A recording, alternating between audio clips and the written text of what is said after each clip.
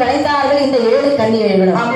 பார்த்தால் வித்தியாச முனிவரானவர் என்னம்மா செய்கின்றார்? 7 பெண்களை எப்படி கட்டி தழுவி கொண்டார். அடேங்கப்பா. ஆளுக்கு ஒரு வரலை கொடுத்தார். அம்மா அதன்படியாக சிகற்பம் ராத்தங்கால் என்பது போலவே என்பதற்கு இணங்கவே இந்த சப்த கன்னிமார்கள் 7 பேர்களும் அப்படி ஆளுக்கு ஒரு குழந்தைகளை பெற்றெடுத்தார்கள். ஐயோ, அப்படி குழந்தைகளை பெற்றெடுத்த போது நினைக்கின்றார்கள். என்னம்மா நினைக்கின்றார்கள்? என்ன இது மாயம் என்று சொல்லி அப்படி இந்த 7 நல்ல சப்த கன்னிமார்களுமாக அந்த கவலையோடு அப்படி என்ன செய்தார் என்று பாருங்கள். எப்படி அம்மா?